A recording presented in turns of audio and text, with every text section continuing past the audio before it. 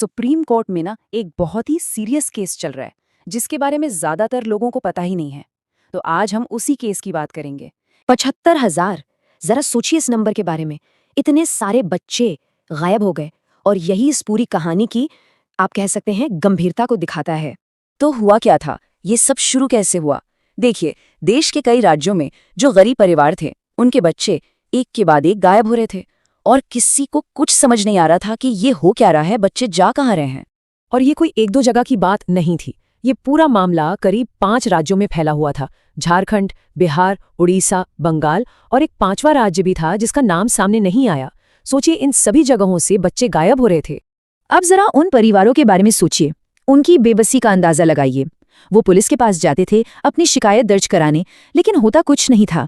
कोई सुनवाई नहीं, कोई एक्शन नहीं। उनकी शिकायतें बस फाइलों में दब कर रह जाती थी। पता है वो सारे बच्चे कहाँ मिले? वो सारे 75,000 बच्चे केरल के अनाथालयों में, मतलब यतीम खानों में मिले। जरा सोचिए, 5 अलग अलग राज्यों से गायब हुए बच्चे और सबके सब एक ही राज्य में मिलते हैं। ये कितना अजीब है। लेकिन कहानी यहाँ खत्म नहीं होती। बच्चों का मिलना तो बस शुरुआत थी। जब वो मिले ना, तो एक और भी ज्यादा चौंकाने वाली सच्चाई सामने आई। उनकी जो पहचान थी उसे एक पूरे सिस्टमैटिक तरीके से, मतलब पूरी प्लानिंग के साथ बदल दिया गया था। देखिए, 2 मेन चीजें की गईं। एक, उनके जो असली नाम थे वो बदल दिए गए, उन्हें नए नाम दे दिए गए। और दूसरी, जो सबसे ज्यादा चौंकाने वाली बात थी, उनका धर्म भी बदल दिया गया था।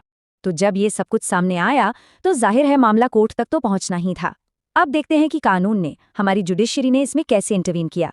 तो प्रोसेस कुछ इस तरह से चला। सबसे पहले तो केरला हाईकोर्ट में एक PIL यानी एक जनहित याचिका डाली गई। उस वक्त के जो चीफ जस्टिस थे अशोक भूषण, उन्होंने इस केस को अपने हाथ में लिया और मामले की गंभीरता को देखते हुए उन्होंने फौरन एक फॉर्मल CBI जांच का ऑर्डर दे दिया। CBI की जांच का जो निचोड़ था वो एक बहुत ही संगीन इल्जाम की तरफ इशारा कर रहा था। कन्वर्जन के लिए किडनैपिंग, मतलब बच्चों को अगवा करने का जो मकसद था वो था उनका धर्म बदलवाना। और इस पूरी बात को जो चीज और भी ज्यादा खौफनाक बना देती है वो थी इन बच्चों की उम्र। आप अंदाजा लगाइए, 6 महीने से लेके 2 साल तक के मासूम बच्चों को इस इरादे से किडनैप किया जा रहा था